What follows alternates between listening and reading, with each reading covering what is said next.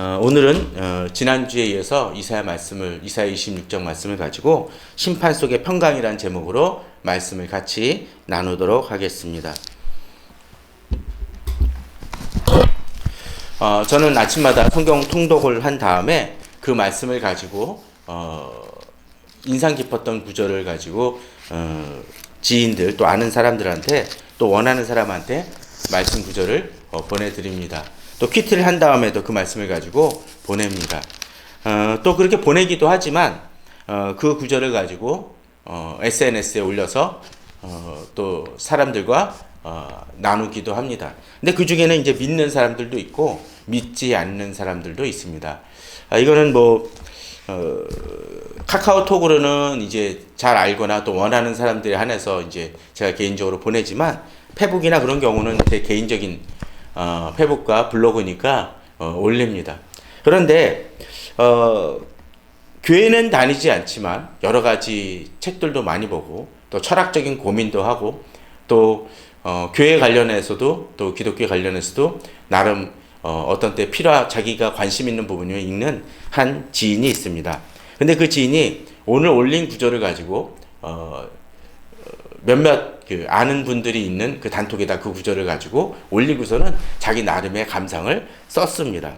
물론 이제 출처가 저라는 것도 밝히지 않고 올렸기 때문에 꼭 자신이 읽은 것이냐, 거기다 통독 중에라는 그 부분까지 뽑아 쓰는 바람에 믿지 않는 사람이지만 자기가 매일 성경을 읽고 있는 것처럼 오인을 할 수 있는 소지를 좀 불러일으켰습니다. 그것을 보고서는 이제 거기 옛날 초등학교 담임이셨던 분이 있어서 거기 또 그분은 또 참 되게 열심히 쉬고 평신도지만 거의 목사의 역할을 하시는 분이어서 거기에 대한 또 이해 답변을 하시는 것을 보았습니다. 근데 저는 이제 그것을 보고서는 제가 올렸던 것을 그 친구가 올렸기 때문에 그에 대한 제 나름의 그냥 평가를 부정적이나 그런 것들이 아니라 제 나름의 소신을 가지고 이야기를 했습니다. 근데 그 구절은 어떤 구절이냐면 고린도전서 1장 5절에서 7절 말씀입니다. 제가 읽어보겠습니다. 이는 너희가 그 안에서 모든 일, 곧 모든 언변과 모든 지식의 풍족함으로 그리스도의 증거가 너희 중에 견고하게 되어 너희가 모든 은사에 부족함이 없이 우리 주 예수 그리스도의 나타나심을 기다림이라. 주께서 너희를 우리 주 예수 그리스도의 날에 책망할 것이 없는 자로 끝까지 견고하게 하시리라 라는 구절입니다. 거기 제목을 이제 견고하기 위하여라는 그런 제목을 붙였는데 이 견고함이란 단어를 가지고 이 지인이 고민을 하기 시작을 했습니다. 언변 또는 모든 지식 그런 것들 그리고 견고함이라는 그 단어를 통해서 인간이 완벽하게 됐을 경우 인간은 무엇인가 막 그런 고민을 얘기를 해요. 그래서 제가 그런 얘기를 했습니다. 사실은 이 구절은 그런 것이죠. 죄로 인해서 망가지고 훼손되어진 그 인간이 예수 그리스도를 통해서 그것이 회복되어지고 궁극적으로 하나님 형상을 완전히 회복되어지는 데에 사실은 그런 가치를 가지고 이 구절이 이야기된 것입니다. 그러나 하나님을 알지 못하는 사람들에게 있어서 이 견고함이라는 말은 사실은 잘 이해가 되지 않을 수 있는 구절입니다. 사실은 이 견고함 전의 인간의 상태는 어떠했습니까? 파괴되어진 하나님의 형상입니다. 그런데 그 지인을 좀 더 제대로 접근하기 위해서 저는 파괴되어졌다보다는 균열이란 표현을 썼습니다. 근데 그 균열이라는 것은 사람에 따라 좀 다르겠죠. 얼마 전에 한강을 지나가는 그 대교가 약간 균열이 생겼다고 해서 사람들이 많이 논란이 있었습니다. 근데 그 균열도 어떤 균열이냐가 중요합니다. 예를 들면 살짝 금이 가거나 별로 통행에 전혀 지장이 되지 아니하는 균열이면 어떻습니까? 그냥 안고 살아도 됩니다.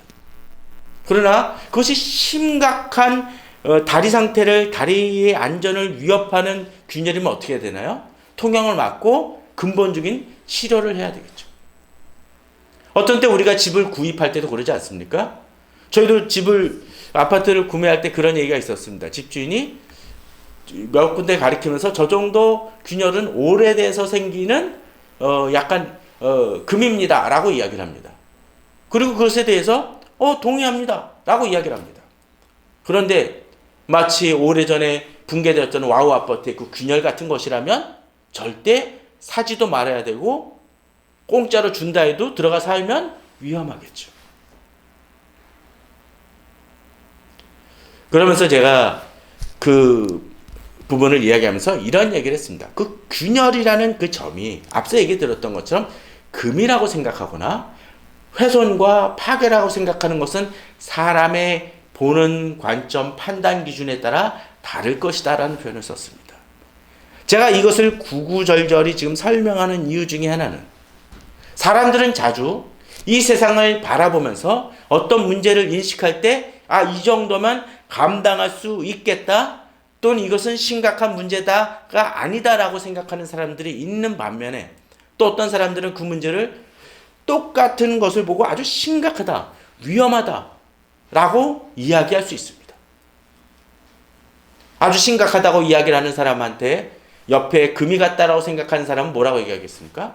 너는 너무 걱정이 심해라고 이야기를 할 것이고, 만약 그냥 금이라고 얘기하는 사람한테 거의 붕괴 직전이다라고 생각하는 사람은 뭐라 그럴까요? 너는 심각성을 제대로 깨닫지 못하는구나 라고 이야기할 것입니다. 이 시대를 바라보는 우리의 관점도 마찬가지입니다.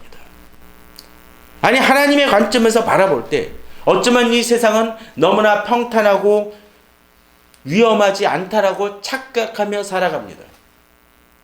그러기에 세상을 살아가는 방식이 우리들은 다릅니다. 세상과는 다르죠.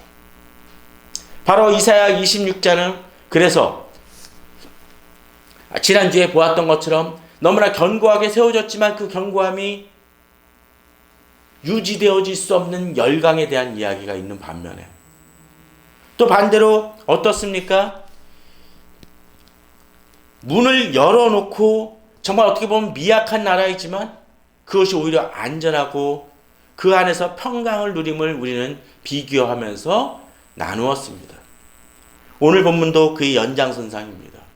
자, 특별히 그것이 평강이란 부분들이 악한 이들이 언제나 영원할 수 없는 그들의 평강은 절대로 영원할 수 없음을 오늘 본문을 통해서 좀 살펴보았으면 합니다. 지난주에 보았던 말씀입니다. 실제로 보면 이런 구절이 등장을 합니다. 의인의 길은 정직하며 정직하신 주께서 의인의 첩경을 평탄하게 하시도다라고 되어 있습니다. 여기서 두 단어가 반복되어진다는 얘기를 했었죠. 의인, 의인입니다. 그죠? 또 정직, 정직입니다. 의인이기에 정직하고 또 의인의 첩경을 하나님이 어떻게 하십니까? 평탄하게 하신다. 평강을 주신다는 것이죠. 그리고 또 어떻습니까? 의인의 첩경을 하나님이 평탄하게 하시는 것이 무엇입니까? 하나님이 정직하시기 때문이죠. 그러기에 의인의 길은 정직하고 또 그 정직하신 주께서 그 정직함을 행하는 의인의 길을 축복하시고 평탄하시고 지키신다는 것입니다. 그렇습니다. 그러기에 하나님을 의뢰하는 이들은 의인의 길을 걸으면서 담대하게 평강을 살아갑니다. 여러 가지 주변에 어렵고 힘든 일이 있다 할지라도 주님 안에서 평강을 누립니다. 그런데 이제 8절을 보게 되면 여호와여 주께서 심판하시는 길에서 우리가 주를 기다려 싸우며라고 되어 있습니다. 이것은 어떤 것을 의미합니까? 심판이 하나님이 심판하시는 날이지만 그 심판하시는 날에 두려움을 가지는 사람이 있죠? 죄진 사람은 그럴 것입니다. 물론 누명 없어가지고 여러 가지 어려움을 겪는 사람들도 있겠지만 너무나 명백하게 심판의 과정이 잘 이루어지는 그 과정이라면 죄가 없고 떳떳하다라면 그 심판의 날이 두렵습니까? 두렵지 않습니다. 어떻게 할까요? 자신의 누명을 벗고 자신이 무죄라는 것을 증명하고 자신이 의인이라는 것을 드러내는 기회가 될 것입니다. 그러기에 앞서 의인의 길이고 가고 있고 정직한 사람은 어떻게 합니까? 그 심판자이신 주를 기다립니다. 왜? 나를 영광되게 하실 것이기 때문입니다. 그러나 반대로 심판을 받아야 될 사람에게 있어서 그 심판은 두렵고 떨림입니다. 오늘 본문은 8절에서 그래서 심판하시는 주의 이름을 위하여 주를 기억하려고 우리 영혼이 사모한다고 되어 있습니다. 우리가 살아가면서 힘들고 어렵고 좌절될 때도 있을지 모르지만 우리가 주를 의뢰하기에 결국 심판하시는 주를 바라보기에 우리는 그 주를 바라보며 나아갈 수가 있습니다.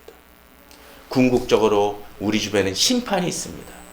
악한 자를 처벌하시는 하나님의 의로우심이 있기에 또 그 의를 정직하게 행하시는 분이 있기에 우리는 그 하나님을 의지하여 나아갈 수가 있습니다. 그러면 우리는 어떻게 주의 길을 사모하며 기다릴까요? 바로 9절입니다. 밤에 내 영혼이 주를 사모하여 싸운즉 내 중심이 주를 간절히 구하오리니 이는 주께서 땅에서 심판하실 때 세계의 거민이 의를 배움이니이다.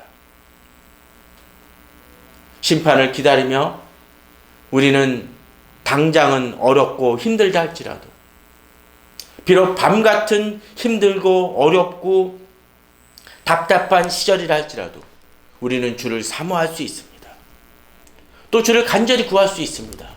주여 어서 오셔서 이 땅을 바로잡아 주시옵소서. 나의 억울함을 풀어 주시옵소서 라고 기도하며 주를 의탁하며 나아갈 수 있다라는 것이죠. 반대로 이 세상은 어떠하겠습니까? 그 심판하실 때 세상의 거민들은 어떡할까요?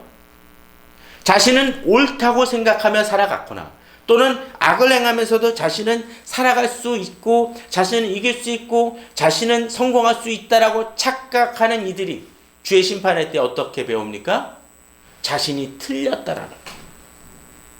또 앞서 얘기했던 것처럼 그 기준이 다른 윤리관과 의의 기준을 가지고 하나님의 기준에서는 붕괴되어지고 파산지경인 그 상황임에도 불구하고 자신은 약간 금이 같고 이 정도면 괜찮겠거니 이야기하는 이들이 어떻게 하나요? 하나님의 기준을 배운다는 것이죠. 자신이 중재이고 유죄라는 것을 그때는 깨닫는다는 것입니다. 물론 그때는 어떻습니까? 이미 늦은 때가 될 수 있겠죠. 그래서 그들이 늦은 때가 되지 않도록 하기 위해 우리가 하는 것이 뭡니까? 바로 그것이 전도이고 선교입니다. 그걸 통해서 그들이 하루속히 이 위기를 깨닫고 심판의 날이 오기 전에 그들이 주를 만날 수 있도록 돕기 위함이 우리들의 노력이고 우리들의 사명일 것입니다. 그런데 문제는 우리가 주를 전한다 할지라도 또 주님이 은혜를 베푸셔서 비록 그들이 하나님을 알지 못한다 할지라도 어떤 때는 악인이라 할지라도 은혜를 주시고 기회를 주실 때 진정 은혜를 입은 자라면 그 은혜를 받았었을 때 돌이키고 다시 회복할 수 있어야 되는데 많은 경우 그렇습니까? 그렇지 못하죠. 드라마나 영화 속에서도 주인공이 악인에게 한번 기회를 주면 어떡합니까? 조금 있다가 나중에 영화 끝판이면 그냥 그대로 끝나겠지만 영화 중반쯤 어떡할까요? 그 사람이 다시 주인공의 등에 칼을 꽂거나 화살을 날리는 경우들이 많이 있죠. 인간의 악함이 그렇습니다. 10절입니다. 악인은 은총을 입을지라도 의를 배우지 아니하며. 이 세상이 그런 것 같습니다. 하나님이 기회를 주셔서 어떤 때는 환난이라든지 여러 가지 문제로 사람의 깨우치고 돌이키게 하려고 이 세상에 어떤 때는 어려움을 주시지만 그 어려움 속에서 건지고 난 다음에 사람들은 어떻습니까? 돌이키지 않냐고 더 악한 길로 갈 때가 많이 있습니다. 우리나라의 어떤 정권이라든가 민주주의도 많이 그런 모습을 보이고 있지 않습니까? 마치 사사기를 보는 듯한 느낌을 보곤 합니다. 단순히 의를 배우지 아니한 사람은 어떡할까요? 오늘 본문은 그 다음에 뭐라고 얘기합니까? 정직한 자의 땅에서 불의를 행합니다. 깨달았으면 돌이켜야 되는데 깨닫지 못하기 때문에 악을 행합니다. 누구의 땅에서? 정직한 자의 땅에서. 그러게 이 세상 속에서 어떤 때 정직하고 열심히 살아가는 사람들을 악인들이 해코지하고 탄압하고 어려움을 겪게 하는 일이 많이 있습니다. 그러게 우리는 이 세상이 그렇게 돌아간다는 걸 좀 알아야 됩니다. 내가 이롭게 살아가도 어떤 때 나를 괴롭히는 이들이 있을 수 있다는 거죠. 결국 그들의 행함은 어떤 결과를 초래합니까? 그것이 결국 여호와의 위엄을 돌아보지 아니하는 것이 됩니다. 인간의 완악함과 무딤이 여기에 있습니다. 11절에선 그래서 이렇게 얘기합니다. 여호와여 주의 손이 높이 들릴지라도 그들이 보지 아니하오나. 그렇습니다. 그들에겐 하나님의 영광이 드러나고 하나님의 손길이 임함에도 불구하고 은총이 임함에도 돌이키지 않습니다. 그러나 결국은 백성을 위하시는 주의 열성을 보면 나중에는 어떻게 하죠? 부끄러워하는 날이 분명히 온다는 것입니다. 이 부끄러워하는 날로 그칩니까? 앞서 어떤 날이 온다고요? 심판의 날이 온다고 했었죠. 그 심판의 날이 오면 어떡합니까? 불이 주의 대적들을 사르리다라고 되어 있습니다. 마치 그런 것 같습니다. 요새는 체벌을 좀 안 하겠지만 당연히 체벌 안 하겠지만 저 다닐 때만 하더라도 체벌을 행하는 경우들이 있었습니다. 선생님들이요. 근데 선생님들이 체벌할 때 살짝 문제가 발생되었을 때는 어떻게 하나요? 요 막대기를 들고 지휘봉을 들고서는 가끔씩 머리를 톡톡 건드면 너 그러지 마 라고 이야기를 합니다. 근데 몇 번 반복됐는데 돌이키지 않으면 어떻게 하나요? 선생님이 매를 드시죠. 물론 요새는 그 사랑의 매를 넘어서 폭력과 무슨 학대로 비춰지니까 많이 문제지만 예전에는 그런 것마저도 좀 감수를 하며 살았습니다. 또 그것을 그렇게 오해하는 사람들도 별로 없었던 것 같고요. 어찌됐건 간에 어떤 때 경찰도 마찬가지죠. 경찰이 아주 초범인 경우는 봐주기도 합니다. 근데 그것이 반복되어지면 어떡하나요? 결국 유치장으로 가고 재판을 받을 수밖에 없습니다. 하나님의 손길이 그러다는 것이죠. 하나님은 계속적으로 이 세상에 돌이킬 기회를 주지만 하나님께 돌아올 기회를 주지만 그들이 계속 악을 행한다면 그리고 궁극적으로 결국은 하나님의 심판을 피할 수 없게 된다는 것입니다. 그러나 그런 속에서 그것과 달리 하나님은 우리에게 어떻게 행하십니까? 우리가 계속적으로 이사야 26장을 통해서 바라보는 것처럼 우리를 위하여 평강을 베푸신다고 되어 있습니다. 또 뭐라고 하십니까? 주께서 우리의 모든 일도 우리를 위하여 이루심이라고 되어 있습니다. 그렇습니다. 하나님은 그냥 어려움 중에서 평강을 주시는 것만이 아니라 우리가 진정으로 하나님 앞에서 하나님의 의를 이루고 하나님의 진정한 평강과 하나님의 상급을 받을 수 있도록 이루신다는 것입니다. 그래서 로마서 8장에서 뭐라고 그러나요? 주를 사랑한 자 곧 그 주를 사랑한 자에게 모든 것이 합력하여 선을 이룬다는 것이죠. 여기서 선은 궁극적으로는 구원을 의미하지만 우리가 행하는 그 모든 일들 속에서 어떤 때는 실수하고 넘어지고 실패하는 것들도 있지만 또 잘못 판단하여 어떤 때는 고생과 어려움도 겪을 수 있지만 궁극적으로는 어떻게 해요? 우리 종착역은 어디입니까? 결국은 하나님의 구원과 하나님의 나라에 입성하는 것이기에 우리는 힘들고 어렵다 할지라도 좌절하지 않습니다. 좌절하도 하나님께서 이끄신다는 그 믿음을 가지고 나아가야 할 것이라는 것이죠. 그러기에 우리들은 세상 속에서도 주님을 의뢰하며 나아갑니다. 근데 13절은 좀 독특한 모습을 보여줍니다. 여호와 우리 하나님이여 시여 주의 다른 주들이 우리를 관할하여 싸우나. 재밌지 않습니까? 다른 주들이 있다고 되어 있어요. 그리고 그들이 뭐합니까? 우리에게 영향력을 줍니까? 안 줍니까? 영향력을 주고 통치하고 다스리려고 합니다. 그럼 이 다른 주들이란 건 뭘까요? 바로 세상 속에서 벌어지는 많은 영향력들이라고 할 수 있겠습니다. 하나님을 알지 못하는 권세자도 있겠고, 또 내게 계속적으로 좀 속된 표현으로 꼰대 역할을 하고, 또 어떤 때는 갑질을 행하는 상관일 수도 있습니다. 나를 계속적으로 모함하려는 동료일 수도 있습니다. 또 내가 알건 모르건 간에, 깨닫건 모르건 간에 나를 계속적으로 이용해 보려는 친구들일 수도 있을지도 모릅니다. 또 악을 행하면서, 편법을 행하면서 나보다 더 앞서 나가려는 악한 세력들일지도 모릅니다. 또 돈 문제일 수도 있습니다. 그런 것들이 나를 관할하려고 합니다. 또 악한 세상 속에서 살아가는 이들도 있습니다. 그런데 그런 속에서 우리는 어떻게 행합니까? 그런 것들이 당장 빠른 길일 것 같고 지름길 같지만 우리는 주만 의지하고 주의 이름을 부르리이다라고 의인들은 이야기한다는 것입니다. 그러기에 우리는 이 마음을 가지고 나아가야 될 것입니다. 주를 의뢰하며 나아가야 될 것입니다. 주를 의지하며 나아가야 될 것입니다. 우리의 초점을 세상의 다른 주들이 아니라 주님께 초점을 맞춰야 될 것입니다. 그럴 때 진정한 평강이 있을 수 있습니다.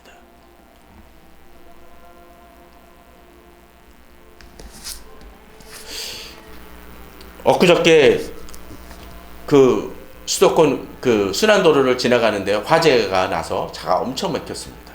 그런데 저희 길은 그냥 그렇다고 치는데 옆에 그 반대편 차선도 차가 많이 막히더라고요. 근데 교통사고 나면 많이 그렇습니다. 왜 그럴까요? 옆에 차선 보면서 구경하면서 가니까 어쩌나 라고 하면서 어쩌면 반대 차선에 난 것을 이쪽 차선에서 막히는 것인가 염려하면서 지나가는 자들도 있었을지 모릅니다. 그런데 이 반대편 차선은 문제가 있습니까? 없습니다. 그냥 가면 됩니다. 우리 두려움이 어떤 때 그럴 때가 있다라는 거죠. 세상이 우리를 위협한다 할지라도 그 위협은 근본적일 수 없습니다. 그러게 우리는 주를 의지하며 나아가고 또 주를 통해서 우리는 평강을 누릴 수 있는 것입니다. 그에 반해서 세상은 어떻습니까? 그들은 죽었은즉 다시 살지 못하겠고 사망하였은즉 일어나지 못할 것이니 이는 주께서 벌하여 그들을 멸하사 그들의 모든 격을 없이 하셨습니다. 궁극적으로 그들은 이런 심판을 받게 된다라는 것이죠. 그러기에 우리는 그들의 결국을 생각하며 그들이 영원하지 않다는 것을 항상 명심하며 나아가야 될 것입니다. 요한계시록은 그래서 그렇게 얘기합니다. 요한계시록 20장에 보면 12절에 또 내가 보니 죽은 자들이 큰 자나 작은 자나 그 보좌 앞에 서 있는데 책들이 펴있고 또 다른 책들이 펴져 있으니 곧 생명책이더라. 죽은 자들이 자기 행위를 따라 책들에 기록된 대로 심판을 받으리니. 그렇습니다. 결국은 심판을 받습니다. 처벌을 받습니다. 그들의 행위대로 벌을 받습니다.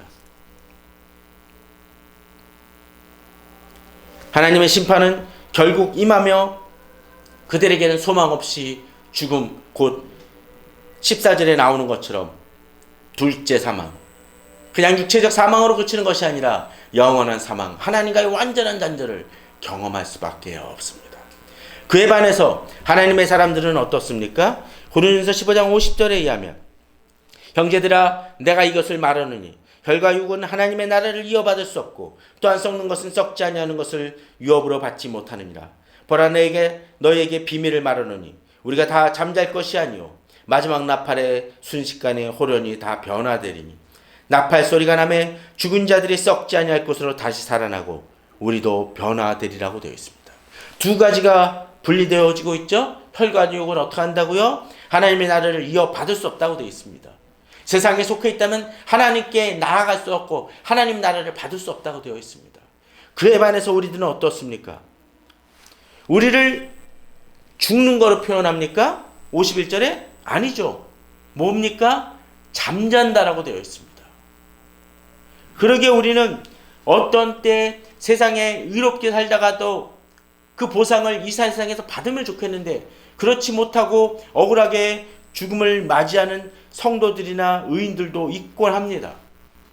그런데 오늘 본문은 뭐라고 그러나요? 그들이 죽은 게 아니고 잠잔다라고 되어 있습니다. 그러기에 이들이 변화되어져 진정으로 다시 살아난 부활의 경험을 경험할 것이라고, 부활의 체험을 할 것이라고 오늘 본문은 말씀하고 있는 것입니다.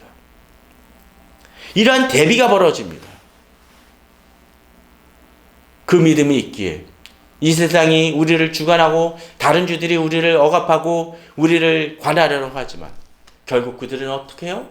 영원한 주가 될 수 없고 그들조차도 심판받고 결국은 죽을 수밖에 없는 그들이라는 것을 우리는 알 때 그들이 아니라 하나님께만 초점을 맞출 수 있다라는 것입니다. 우리는 그 초점을 가지고 이 세상을 살아가야 될 것입니다. 그리고 그렇게 하나님의 의를 바라보며 살아가는 민족과 또는 공동체는 하나님이 어떻게 행하십니까? 그저 그냥 내가 지금 고민하는 문제의 해결만이 아니라 오늘 본문은 뭐라고 약속하십니까? 여호와여 주께서 이 나라를 더 크게 하셨고 이 나라를 더 크게 하셨나이다라고 되어 있습니다. 그렇습니다. 하나님은 우리를 내가 지금 고민하는 그 문제만이 아니라 그 이상의 영역을 우리들에게 주시고 축복하십니다. 지금 성도님들 사실 우리 교회는 아주 작고 미약할지 모릅니다. 그러나 우리들의 힘은 어떡하나요? 마치 SNS에서 내가 골방에서 문자를 쳐가지고 글을 올리면 그 글이 어떻게 되나요? 점점 확산되어지고 다른 곳에도 영향을 미치는 것처럼 우리 영역은 훨씬 더 넓고 큽니다. 저도 옛날에 SNS 그런 경험을 했습니다. 어느 책을 읽고 서평을 딱 올렸는데 제가 그냥 올린 거예요. 제 블로그 쪽에. 아주 옛날 PC통신이었을 때입니다. 근데 그 글이 독일에서 잠깐 가 있던 어떤 교회 후배가 그걸 보고서는 다른 곳에 옮겨가지고 미국 쪽에까지 가 있는 것을 본 적이 있습니다. 또 가끔 제가 인터넷에서 글을 딱 돌아보다 보면 제가 그냥 제 블로그에 올린 서평인데 그것이 엉뚱한 다른 교회 그 게시판에도 올라가 있는 경험을 가끔 합니다. 저하고는 상관없이 그 영역이 넓어진 것이죠. SNS도 그렇다면 하나님이 우리에게 주시는 영역은 훨씬 더 큽니다. 지금 나는 나 안에만 갇혀있고 나의 영향력은 작고 미약하다고 여길지 모르지만 나를 통해서 또 내가 영향력을 미치는 그 영역을 하나님은 널리 넓히십니다. 그 믿음을 가지고 나아가십시오. 특별히 우리에게 기도가 그렇습니다. 우리나라가 지금 튀르키예와 시리아를 놓고 기도해야 될 이유가 있습니다. 이미 미얀마의 그 어려움도 우리는 그렇습니다. 우크라이나의 문제도 그렇습니다. 북한의 문제도 그렇습니다. 우리 기도는 미치지 못할 것이 없습니다. 또 그 기도 응답은 우리의 기도를 통해서 하나님이 또한 그 나라 또 여러 곳에 역사하십니다. 그러기에 우리는 그 믿음을 가지고 나아가야 됩니다. 우리의 나라의 영역을 더 확장시켜 나가십시오. 그것을 통해서 주의 나라의 일을 이뤄나가고 궁극적으로 의인으로서 이 세상을 변화시키고 또 하나님의 상급을 받는 우리 성도님들 되시기를 바랍니다. 그러기에 오늘 본문은 하나님께서 스스로 영광을 얻으시고 이 땅의 모든 경계를 확장하셨나이다라는 그 말씀처럼 미약해 보이지만 미약하지 않은 우리들을 통해서 또 우리들을 사용하셔서 하나님의 일을 이루시고 또 우리만 평강을 주시는 것이 아니라 우리 주변도 평강을 주고 견고히 하신다는 그 믿음을 가지고 우리는 나아가야 할 것입니다. 그러한 믿음으로 나아가시는 우리 성도님들 되시기를 주님의 이름으로 축원합니다. 다 같이 기도하시겠습니다.